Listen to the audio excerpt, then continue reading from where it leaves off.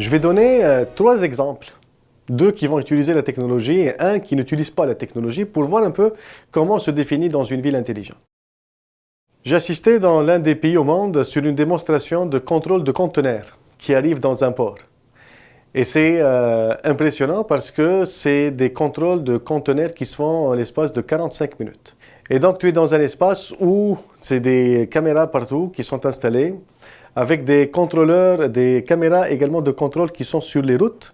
Et donc un camion qui va aller chercher un conteneur d'un bateau, quand il va rouler sur une route à l'intérieur du port, il va avoir beaucoup de sensors qui sont placés à gauche et à droite qui vont contrôler le contenu du conteneur.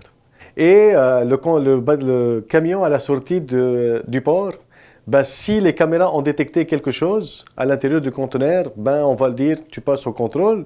Si les caméras n'ont rien détecté, alors ça va faire sortir automatiquement le conteneur. Et ça donne un exemple où une activité économique qui, au lieu de prendre 1 heure, 1h15, 1h30 de temps, ça prend 45 minutes de temps, ce qui engendre un gain de temps, une efficacité, des coûts qui sont gagnés et une activité économique qui peut devenir très efficace. Ça, c'est un premier exemple où la technologie est utilisée pour améliorer une activité économique. Deuxième exemple au Québec, qu'on peut voir, sur lequel nous avons travaillé ici à l'Université Laval, c'est un projet avec une entreprise privée qui travaille sur l'optimisation des opérations de souffleuse, de collecte de neige. Et donc, c'est une opération où les camions sont affectés de manière dynamique aux différentes souffleuses et où les souffleuses sont munies de différents sensors également pour voir quelle est la qualité de la neige, la quantité de sel dans le sol, la qualité du sol, etc. Et donc, ça permet aux villes de gagner jusqu'à 30% de leur coût sur les activités de collecte de neige qui représentent des centaines de millions de dollars si on regroupe toutes les villes du Québec. Troisième exemple final, qui est un exemple où la technologie n'a jamais été utilisée, c'est dans une autre ville au monde où un taux de criminalité assez criant dans un quartier. Et la police, elle a augmenté toutes les patrouilles possibles et imaginables et le taux de criminalité n'a jamais diminué.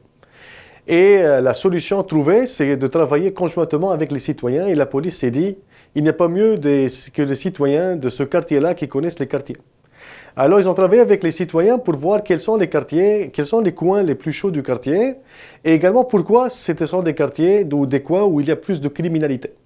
Et à ce niveau-là, la police et la ville se sont organisés, et la police et les citoyens se sont organisés de manière différente afin de combattre cette criminalité-là avec des lignes téléphoniques mises en place, avec des réaménagements qui ont été proposés par les citoyens. Et ça a diminué en bout de ligne le taux de criminalité dans ces quartiers-là d'à peu près 25%. Donc on voit que la technologie est une composante importante, mais il n'est pas majeur au niveau du développement d'une ville intelligente. Et la ville intelligente, toujours à la fin, c'est une conception de comment on veut résoudre un problème social ou comment on veut résoudre un problème économique. La technologie peut être utilisée, comme la technologie peut ne pas être utilisée.